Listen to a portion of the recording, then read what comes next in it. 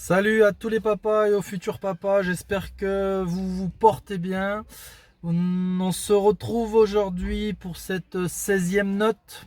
Ça fait déjà 16 vidéos et je vous remercierai encore jamais assez pour les petits messages que vous m'envoyez et le petit soutien. On n'est pas là pour avoir une grande notoriété, mais pour faire passer un message. Et je trouve qu'avec tous les comptes de papa qui existent sur les réseaux, c'est plutôt encourageant. Donc aujourd'hui, note numéro 16, on va parler d'hydratation, de sport, surtout dans cette période d'été. Donc on rentre dans un moment crucial où il fait chaud. Donc déjà à l'âge adulte, sans trop généraliser, mais en gros, lorsqu'il fait chaud, on ne peut pas trop faire de sport. Lorsqu'il fait froid, on ne peut pas trop faire de sport. Donc du coup, on s'entraîne jamais. Donc pour ceux qui me connaissent, c'est pas trop ma philosophie. On va essayer de trouver des solutions. Donc pour nous, nos gones, pour nos bambins, ça va être la même chose. Donc on va constater que les chaleurs sont fortes. Donc attention, hein, je suis pas là pour vous apprendre la météo, etc. Mais peut-être mettre le doigt sur des choses qui sont évidentes. Donc effectivement, les périodes de chaleur sont comprises voilà, entre midi et 16h, 16h30, comme le vivent les Espagnols. Donc peut-être, pourquoi pas proposer ces temps-là à faire la sieste, d'accord? Mais c'est pas le sujet. Donc du coup, les matins où on est sur cette période un peu fraîche et sur cette fin d'après-midi, début de soirée, je pense que c'est les périodes les plus adaptées pour faire bouger nos enfants, ok. Comme je le répète, le jardin ou leur activité si c'est possible.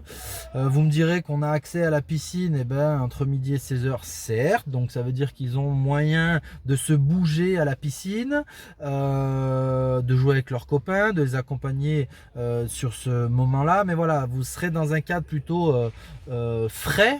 Ok, donc du coup, choisissez plutôt des lieux ombragés pour faire vos pauses, mais vous avez compris la démarche. Donc si vous pouvez continuer à proposer une activité physique à vos enfants, faites-le plutôt le matin, surtout qu'ils ont tendance à se lever tôt, hein. Moi je sais que Sandro et Pablo aiment bien ne pas me laisser dormir, donc du coup j'espère que pour vous, eh ben, ça se passe de la même façon que vous ne dormez pas. Je rigole. Du coup, allez, comme par hasard, je me mets au seul endroit, il y en a un qui veut se garer. On va voir si je le gêne, hein. Je ne vais pas refaire la vidéo, je vous le dis, hein. Du coup, cette période-là, le matin, fin d'après-midi, continuez à faire bouger vos enfants, s'il vous plaît. Deuxième point, l'hydratation. Donc, pareil, d'une manière générale, on n'a pas trop tendance à s'hydrater, à le faire comme il faut. Là, on rentre dans des périodes de forte chaleur, même pour les nordistes, hein. C'est important de s'hydrater. Donc le papa, la maman, on va s'hydrater, hein, ça c'est bon, je vais y passer, mais surtout les enfants. Pourquoi les enfants? Parce qu'ils ne seront pas forcément dans une demande, ils ne vont pas vous le demander. Donc ça c'est votre rôle de leur proposer eh ben, soit un petit biberon, soit un verre d'eau, toujours amener avec vous cette gourde là. Ils seront toujours ils vont toujours vous remercier de boire cette gorgée d'eau. Donc ça c'est très très important. N'oubliez pas d'amener votre gourde avec vous. Je parle bien la gourde où on met de l'eau, hein. Elle était facile celle-là. Donc n'oubliez pas dans votre petit sac de prendre cette gourde qui pourra hydrater vos enfants. Troisième point, là on va parler des nourrissons. Eh ben, on sera dans le même cas.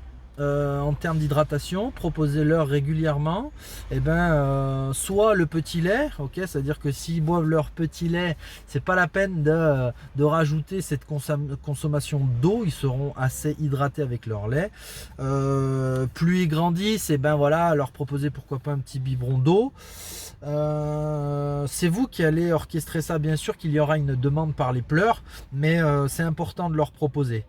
Et puis dernier petit point, les nourrissons, lorsqu'ils sont dans leur bébé cosy, là, leur landau, euh, lorsque vous les coupez de la chaleur par un voile ou un châle, j'en sais rien, essayez de ne pas les étouffer.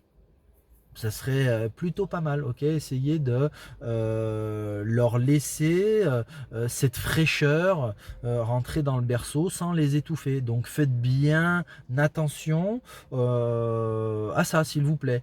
Et puis ça découle d'un autre point qui me fait sourire, mais lorsque vous allez faire vos courses, on est toujours dans ce délire-là de la chaleur, etc. On va s'hydrater. Ne laissez pas vos enfants dans la voiture lorsqu'il fait très très chaud. Donc déjà de base, on ne les laisse pas dans la voiture, ok, des nourrissons, etc. Je parle pas du gamin qui a 8-10 ans qui commence à jouer sur votre téléphone, ok, je parle des tout petits. Donc s'il vous plaît, ne les laissez pas dans la voiture sous forte période de chaleur.